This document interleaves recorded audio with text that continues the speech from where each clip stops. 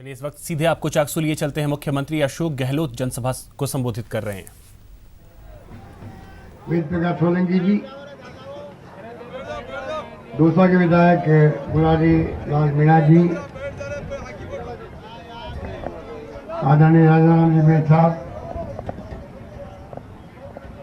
लक्ष्मण मीणा जी विधायक बस्ती, अशोक तंवर साहब पूर्व विधायक, प्रकाश पहलवा जी पूर्व विधायक, धर्मेंद्र राठौड़ जी, दौलत मीणा जी, गंगाराम जी मीणा ब्लॉक अध्यक्ष चाकसू, शिवजीराम जी सिंगानिया ब्लॉक अध्यक्ष,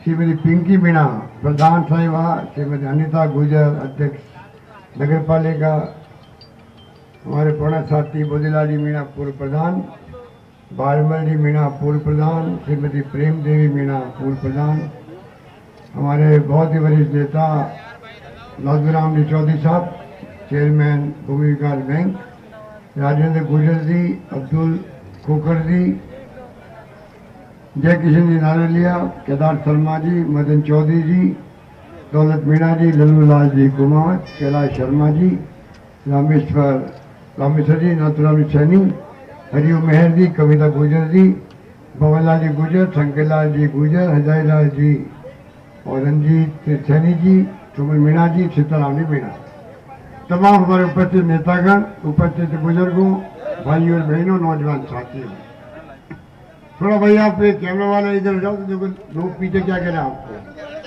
बैठ रहिए, आराम से बात करें। नीचे हो रहे हो आप, नीचे हो रहे हो। मुझे खुशी है कि आप लोग चाकसू में यहाँ इकट्ठे हुए गर्मी के अंदर भी, और आप सबको मालूम है कि जो हमारे उम्मीदवार है सविता मीणा जी, उनको कांग्रेस ने, राहुल गांधी जी ने हम सबकी सलाह पर, इसलिए नहीं वो मुरारी लाल मीणा की पत्नी है, वो तो एक बात है, पर सब बातें सोच करके कि अगर सविता मीणा जी खड़ी होंगी उम्मीदवार के रूप में तो यहाँ की जनता उनको अवश्य कामयाब करेगी, तो सबकी राय से उनको कांग्रेस पार्टी ने टिकट दिया है। और राहुल गांधी जी आप सबसे अपेक्षा करते हैं कि आप लोग कोई कमी नहीं रखेंगे। एक तो इतनी महिलाएं हमारी बहनें माता आई हुई है, आप लोग सब बैठे हुए हो, हम सब आपसे गुजारिश करने आए हैं, कृपा करके आप इस चुनाव में भारी मतदान करें कांग्रेस के हाथ के निशान पर। जो इंदिरा गांधी हमारे बीच नहीं रही, जो महान नेता थी, हमारी प्रधानमंत्री थी, जिसने देश के लिए जान दे दी, शहीद हो गई, उन्होंने हाथ का निशान दिया हमें, उसका बटन दबा करके आप भारी बहुमत से कामयाब करें। आप सब जानते हैं कि हम कह सकते हैं आपको, सविता मीणा जी को आप कामयाब करेंगे।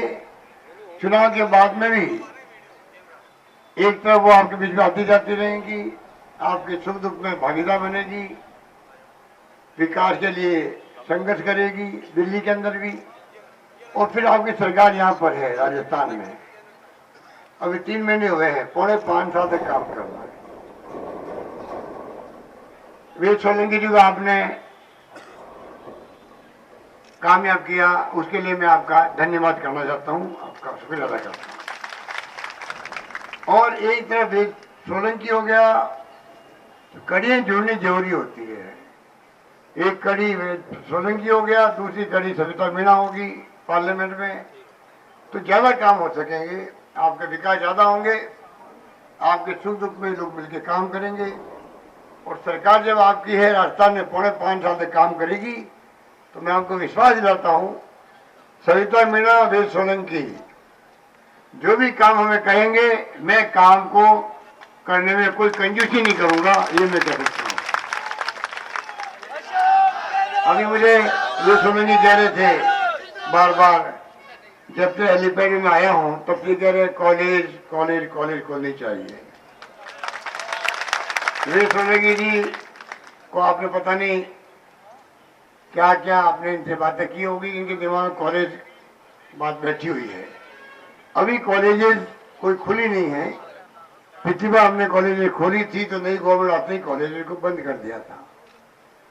तो जब कॉलेज खुलने लगेगी तब चाकसू का हम विशेष ध्यान रखेंगे, ये मैं आपको कह सकता हूँ।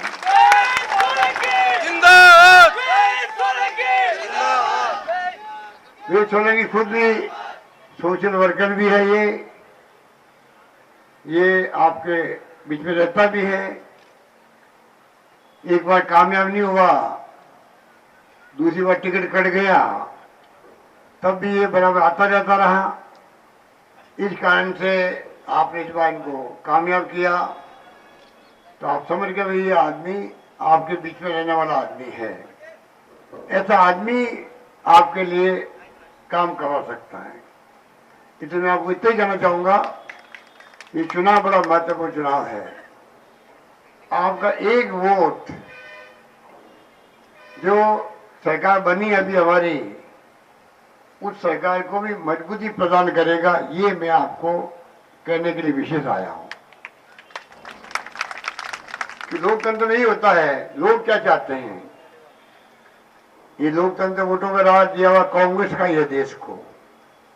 कांग्रेस ने आजादी के वक्त से ही जिस रूप में आप देख रहे हैं कि 70 साल हो गए, 70 साल में ये वोटों का राज अपने यहाँ कायम रहा है, जिसमें आप फैसला करते हो कौन पार्टी सरकार बनाए, कौन मुख्यमंत्री बने, कौन एमपी बने, कौन एमएलए बने, कौन गांव का सरपंच बने या प्रधान बने।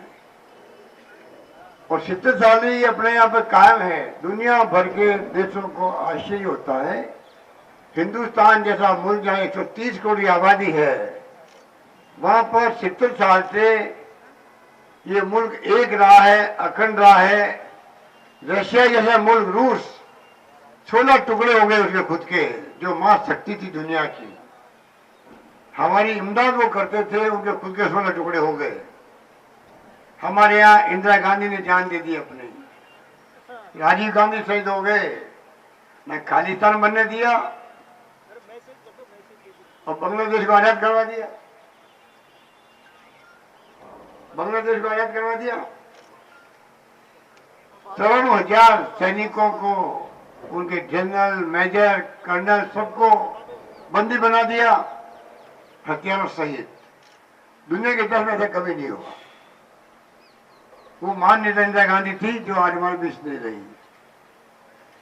पर मरने के पहले उन्होंने कहा था उड़ीसा के अंदर 2 दिन पहले ही कि मेरी जान जा सकती है जिसकी मैं परवाह नहीं करती हूं, पर अगर मेरी जान जाएगी तो मेरे खून का एक एक कतरा देश को मजबूती प्रदान करेगा। आप सोच सकते हो ये भाई, ये बहुत बड़ी बात है। इतना बड़ा त्याग करना किसे कहते हैं। एक तरफ वो पार्टी है जिसने देश को आजाद करवाया, आजादी के बाद में देश के सबको साथ लेके चली है, इसलिए आज एक अखंड हम लोग। अलग अलग जाति हैं, अलग धर्म, अलग बोली हैं, अलग भाषाएं देश के अंदर। जो कहती है वो करती है।